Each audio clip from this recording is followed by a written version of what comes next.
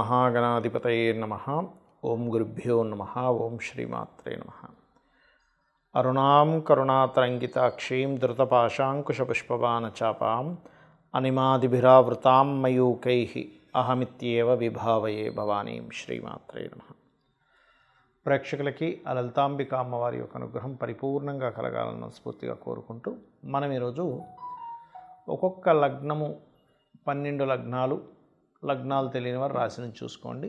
జన్మించినప్పుడు ఆ యొక్క లగ్నం యొక్క ప్రభావం వల్ల మీకు స్థిరకారకత్వాలు అంటారు. అంటే లగ్నాధిపతి ఎవరు, ధనాధిపతి ఎవరు, తృతీయాధిపతి ఎవరు, చతుర్థాధిపతి ఎవరు, దీన్ని బట్టి మీకు ఎదగలేకపోతున్నామంటే కారణం ఏమిటి, ఫైనాన్షియల్గా సంపాదించలేకపోతున్నామంటే ఏమిటి, అన్నదమ్ముల మధ్య నుండి సఖ్యత కానివ్వండి, విద్యా విషయం కానివ్వండి, గృహ విషయం కానివ్వండి, వివాహం కానివ్వండి, ఉద్యోగము, వ్యాపారము, ఇన్వెస్ట్మెంట్స్, ఇలాంటివన్నీ కూడా మీ యొక్క జన్మజాతకంలో మీ గ్రహబలం ఎలా ఉందో చూసుకొని ఏ రకంగా నిర్ణయం తీసుకోవాలి, ఏ రకమైనటువంటి రూట్లోకి వెళ్తే మీరు బాగుంటుంది అనేటువంటి అంశాలు చెప్తుంది. నేనైనప్పటికీ కూడా చెప్పిస్తుంది సాక్షాత్ లలిత అమ్మవారిగా భావిస్తూ ఒక్కొక్కటిగా మనం తెలుసుకుందాం. మీనలగ్నము, మీనరాశి. మీనం వారికి సర్వసాధారణంగానే అది న్యాచురల్ గైడింగ్, భక్తి మరియు వర్క్ మీద ఒక పట్టు ఉన్నటువంటి లక్షణాలు గురుగ్రహమైనటువంటి మీన లగ్నానికి ఖచ్చితంగా ఉండి తీరుతుంది. అయితే ఇక్కడ ధనాన్ని ఇచ్చే కారకుడు, పూర్వజన్మ కారకుడు తీసుకుంటే ధనాన్ని ఇచ్చే కారకుడు మీకు కుజుడవుతాడు. పూర్వజన్మ కర్మని చూపించేటువంటి గ్రహం ఏదైతే ఉందో అది రవి అవుతుంది. కాబట్టి మీరు ఎనీ మీన లగ్నంలో జన్మించిన వారిని కనుక తీసుకుంటే వాళ్ళ లైఫ్ అంతా కూడా తండ్రితో సంబంధంగా ఉంటుంది. వాళ్ళ లైఫ్ అంటే తండ్రి వల్లే నేను బాగుపడ్డాను, తండ్రి వల్లే నేను ఇబ్బంది పడ్డాను, తండ్రి మూలంగా నేను ఇంత అప్పులు అయ్యాయి, లేకపోతే తండ్రి మూలంగా నాకు ఇంత ఆస్తి వచ్చింది. అంటే ఇదంతా డిపెండ్ ఆన్ మీ యొక్క సన్. అంటే మీ జన్మజాతకంలో కనుక సూర్య భగవానుడు బాగున్నాడు అనుకోండి, ఇంకా మీకు పూర్వజన్మ కర్మ అద్భుతంగా ఉంది, ఇంకా మీరు దాని గురించి ఏమీ టెన్షన్ పడవలసిన అవసరం లేదనేటువంటిది మీరు అర్థం చేసుకోవాలి. పూర్వజన్మ కర్మకారకుడు పాడయ్యాడు ఉదాహరణకి, అప్పుడు ఏమవుతుంటుందంటే మీరు ప్రయత్నం చేస్తున్నా అది ముందుకు వెళ్ళడం అనేటువంటిది జరగదు. ఇది గుర్తుపెట్టుకోండి. అలాగే మరొక విషయం ఏంటంటే, అంటే ప్రయత్నం వృధా అయిపోతూ ఉంటుంది. పూర్వజన్మ కర్మక బాగోపోతే ఏమవుతుందంటే మెయిన్గా ఇక్కడ చిన్నతనంలో ఏదో అనారోగ్యం, ఆ పూర్వజన్మ కర్మకారకుడి యొక్క ఫలితాలు ఆ సమయంలో వస్తాయి. లేదు కొంచెం పెద్ద అయిన తర్వాత చదువులో ఏదో ఇబ్బంది రావడం, లేనట్లయితే కొంతమందికి ఉద్యోగం విషయంలోనూ, వివాహం విషయంలో ఇవి ఇస్తూ ఉంటాడు. అందరికీ అనట్లేదని పూర్వజన్మ కర్మకారకుడు పాడైతే. అయితే ఇక్కడ మీ పూర్వజన్మ కర్మ సంబంధించింది బాగుండాలంటే సూర్య నమస్కారాలు, రాజరాజేశ్వరి అమ్మవారి యొక్క ఆరాధన చేయడం, ఇవి ఎక్కువగా చేస్తుండాలి. ఇవి మీరు ఎంత చేస్తూ ఉంటే అంత బాగుంటుంది, గుర్తుపెట్టుకోండి. అలాగే మీ లగ్నానికి గురువు, చంద్రుడు, కుజుడు శుభులవుతారు. అంటే చాలామంది ఏంటంటే ఈ గ్రహాలు శుభులు కదా, లగ్న పంచమ భాగ్యాధిపతులు కదా, కాబట్టి రత్నం పెట్టేసుకుంటా అంటారు. పెట్టుకోవచ్చు, కానీ ఎప్పుడు ఈ కుజుడు బాగున్నాడా, గురువు బాగున్నాడా, చంద్రుడు బాగున్నాడా అనేటువంటి విషయాన్ని విశ్లేషణ చేసుకొని ఆ యొక్క రత్నాన్ని మీరు పెట్టుకోవాలి. అలా కాకుండా కొన్నిసార్లు ఈ మూడిట్లో ఏది బాగుంది, ఏది మంచి ఫలితాలు ఇస్తుంది, ఏది నీచంలో లేదు, ఏది ఉచ్చ స్థానంలో ఉంది, ఏది శుభగ్రహాలతో ఉంది అనేటువంటి విషయాన్ని తెలుసుకొని మీరు ఆ యొక్క రత్నధారణ చేయాలి.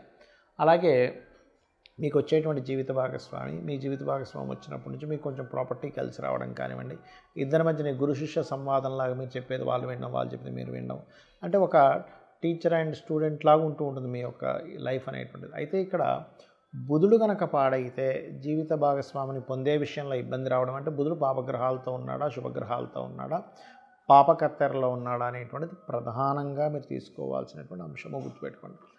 ఆ రకంగా తెలుసుకోవాలి. అలాగే మరొక విషయం ఏంటంటే ఇక్కడ గమనించినట్లయితే మీరు ఈ యొక్క మీనలగ్నానికి ప్రధానంగా ఈ బుధగ్రహం బాగుంది, బంధువర్గంలో వాళ్ళ ద్వారా ధనయోగం రావడం, బంధువర్గం వాళ్ళని వివాహం చేసుకోవడం, దాని ద్వారా కొంత భూమిని కలిసి రావడం అనేటువంటిది జరుగుతూ ఉంటుంది. అయితే ఇక్కడ సెకండ్ లార్డ్, 9th లార్డ్షిప్ ఒకడయ్యాడు కాబట్టి ఇక్కడ కుజుడు బాగున్నాడు, రవి బాగున్నాడు, పూర్వజన్మ కర్మ బాగుందని అర్థం చేసుకుంటే తద్వారా మీకు తండ్రి మూలంగా కొంత ధనం రావడం అనేటువంటిది జరుగుతుంది. ఈ రెండు గ్రహాలు పాడైనట్లయితే తండ్రి మూలంగా మీరు ఏదైనా పొందినా కూడా, ఏదైనా ప్రాపర్టీ పొందినా కూడా మీరు అమ్మేసి ఇంకోటి కొనుక్కోవాలనేటువంటిది చాలా స్పష్టంగా గోచారంలో ఉండే గ్రహాలు ఆ గోచారంలో అక్కడికి వచ్చినప్పుడు దాని యొక్క ఫలితాలు ఇవ్వడం జరుగుతూ ఉంటుంది.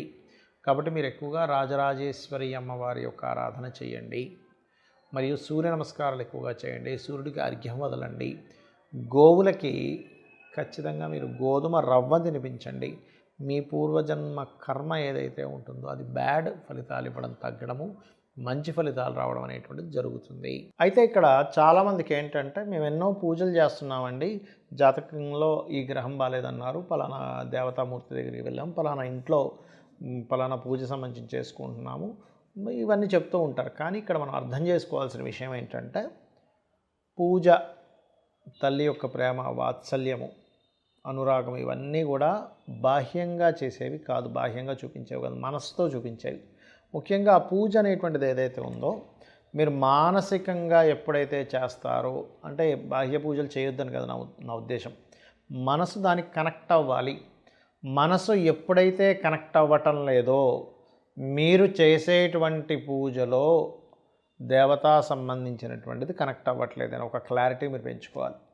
అలా మీరు కనుక మనసుని పెట్టి కనుక మీరు పూజ చేయగలిగితే, ఇప్పుడు మనం గ్రహం పలానాది బాలేదు, ధనాధిపతి బాలేడానికి ధన సంబంధించిన ఇబ్బంది వస్తుంది అన్నప్పుడు మీరు మనసు పెట్టి కనుక ఓం సంపత్కరీ సమారూఢ సింధుర వ్రజ సేవితాయే నమః అని చదివారనుకోండి, 100% ఆ మంత్రం పనిచేస్తుంది. మనసుతో ఇప్పుడు గోశాలకు వెళ్ళారు, ఫైనాన్షియల్గా బాగా ఉండాలి అని అనుకుంటున్నాం, అప్పుడు ఏం చెప్తారు రెమెడీ? తీపి చపాతీలు అంటారు. అంటే ఏమిటి? నూనె వేయకుండా ఒక 3 చపాతీలు తీసుకొని దానికి తేనెను పూసి చిన్న చిన్న ముక్కలు చేసి ఓం సంపత్కరీ సమారూఢ సింధుర వ్రజ సేవితాయ నమః అని కానీ, లేదా ఓం ధర్మాధ్యక్ష ధనాధ్యక్ష ధనధాన్య వివర్ధనీయ నమః అని కానీ పెడుతూ ఉన్నట్లయితే ఖచ్చితంగా, అంటే ఇక్కడ ఏంటి, మనసు కనెక్ట్ అవ్వాలి. ఏదో వచ్చాము హడావిడిగా వెళ్ళిపోవాలి, ఇప్పుడు తొందరగా గోశాలలో ఏదో పెట్టేసి వెళ్ళిపోదాం, అలా కాదు. ఇప్పుడు మీరు ఎందుకంటే మీరు ఒక ఇంటికి వెళ్ళారు అతిథిగా, వాళ్ళు రిసీవింగ్ బాగుంటూ వాళ్ళు చక్కగా మాట్లాడి వాళ్ళు చక్కగా అన్నీ చేసుకుని ఉంటే ఎలా ఉంటుందండి వాళ్ళ లైఫ్, మీకు చాలా హ్యాపీగా అనిపిస్తుంది. అలా కాకుండా వాళ్ళు మిమ్మల్ని పట్టించుకోనట్టుగా ఏదో మీరు వచ్చారు ఎప్పుడు వెళ్ళిపోతారు అన్నట్టుగా చూస్తూ ఉంటే ఎలా ఉంటుంది, మీకు ఆ ఇంటికి వెళ్ళబుద్ధి కాదు. అలాగే సేమ్ యాజ్ ఇట్ ఈజ్ మీకేంటంటే ఎప్పుడైనా ఒకటే గుర్తుపెట్టుకోండి, మనసు సంబంధం లేకుండా చేసే పూజలు, భక్తికి సంబంధం లేకుండా అందులో మీరు రమించకుండా ఆ మంత్రంలో అది మీకు ఫలించదు. అదేదో బాహ్యంగా ఏదో కూర్చున్నారు ఒక మంత్రం అనుకుంటున్నారు, కానీ దాని ఫలితం అంతవరకే ఉంటుంది, పూర్తి స్థాయి ఫలితం రాదు. అలాగే మరి కొంతమందికి జాతకం ఉండదు, కానీ వాళ్ళకు ఉండే ప్రాబ్లమ్ని బట్టి వాళ్ళకి ఫలానా గ్రహం పాడైందని మీరు అర్థం చేసుకోవాలంటే, అలాగా వివాహం అవ్వట్లేదు, ఓకే శుక్రుడు పాడయ్యాడు లేదా సప్తమ స్థానం పాడైంది అనేటువంటిది మీకు అర్థమవ్వాలి. అర్థమయ్యి మీరు వివాహ సంబంధించిన విషయాలు లోకంలో జరుగుతున్న వాటికి మీరు ఏదైనా హెల్ప్ చేయగలగాలి. అప్పుడు ప్రకృతి మనకి ఇస్తుంది ఆ యొక్క యోగాన్ని. అలాగే కొంతమందికి చదువు మీద పెద్దగా ధ్యాస వెళ్ళదు, అలాంటప్పుడు వాళ్ళ పిల్లలకి వెళ్ళట్లేదు, అలాంటప్పుడు ఈ పుస్తకాలు కానీ ఇలాంటివన్నీ కూడా వేరే వారికి దానంగా ఇస్తూ ఉండాలి స్కూల్స్లో, గవర్నమెంట్ స్కూల్స్లో. ఇదేంటంటే ప్రకృతి సంబంధంగా మనం ఏదైతే ఇబ్బంది పడుతున్నామో ప్రకృతిలో మిగతా వారికి మనం సహాయం చేయడం ద్వారా కర్మని తొలగించుకొని దాన్ని మనం పొందగలుగుతాం. ఇది అర్థం చేసుకోవాలి. అలాగే గృహయోగం అయితే అలాని గృహం దానం ఇవ్వడం అని కాదు, అక్కడ మీరు వారాహి అమ్మవారి స్తోత్రం చేసుకోవడము. అలాగే కొంతమందికి అనారోగ్య సమస్యలు ఉంటూ ఉంటాయి బాగా, అలాంటప్పుడు గవర్నమెంట్ హాస్పిటల్స్కి వెళ్ళి అక్కడ ఉండేటువంటి పేదవారికి ఏదైనా పళ్ళు పంచడం, లేదా మెడిసిన్స్ లాంటివి ఏమైనా వాళ్ళకి ఇబ్బంది ఉంటే వాళ్ళకి ఏదైనా చేయడము. ఇలా మీరు ఎప్పుడైతే మీ యొక్క కర్మని బ్యాలెన్స్ చేసుకుంటారో అది ఆటోమేటిక్గా సెట్ అవుతుంది. కొంతమందికి చూడండి జాబ్ ఉండదు, మీరు చేసే జాబ్ ఒక 50,000, 60,000, ₹1,00,000 శాలరీ అనుకోండి. ఇంకొంతమంది చిన్న చిన్న జాబ్స్ చేస్తుంటారు 10,000కి 15,000కి ఇలా. అప్పుడు మీకు ఆ స్కోప్ తెలుస్తుంది, పలానా షాప్లో పలానా జాబ్ రెడీగా ఉంది, మీకు తెలిసిన ఒక వ్యక్తి ఆ జాబ్ కోసం వెతుకుతున్నాడు, పెద్దగా చదువుకోలేదు, ఓ 15,000 జాబ్కైనా సెట్ అవుతానంటున్నాడు. అలాంటప్పుడు మీరు ఆ వ్యక్తికి ఏమంటే పలానా దగ్గర ఉందని ఒక చిన్న మాట సహాయం కనుక మీరు చేయగలిగితే మీకు ప్రకృతి ఏం చేస్తుందంటే మీరు ఇంకొకరి నుంచి పొందేలా చేస్తుంది. అంటే మనం ఏదైతే ఇస్తామో ప్రకృతికి అది మనకి ఇస్తుంది. ఇది ప్రధానంగా గుర్తుపెట్టుకోండి, మనం ఏది ఇస్తామో అది మనం పొందుతాము. అలాగే మరి ఈ దేవతా సంబంధించింది ఎలా పొందుతాము అంటే మనకి శాస్త్రం ఏం చెప్తుందంటే మీరు గంధం, పంచోపచారాల్లో గంధాన్ని మీరు సమర్పిస్తారు. భూతత్వ సంబంధించినటువంటి ఎనర్జీస్ మనకు వస్తాయి ఈశ్వరుడికి సమర్పించినప్పుడు. వాయు సంబంధించినవి, ఆకాశ సంబంధించిన అంటే పుష్పాలు సమర్పించడం ద్వారా ఆకాశము, ధూపం వల్ల వాయు సంబంధించిన, దీపం వల్ల అగ్ని సంబంధించిన, నైవేద్యం వల్ల ఒక్కొక్క దానికి ఒక్కొక్క ఆకాశతత్వము, జలతత్వము, భూతత్వము, ఈ రకంగా మనకి అభిషేకం వల్ల జల సంబంధించినటువంటి అంటే ఈ పంచభూతాల యొక్క ఎనర్జీస్ ఏవైతే ఉన్నాయో మనకి సకాలంలో చక్కగా మీకు అందడం జరుగుతుంది. శ్రీమాత్రే నమః.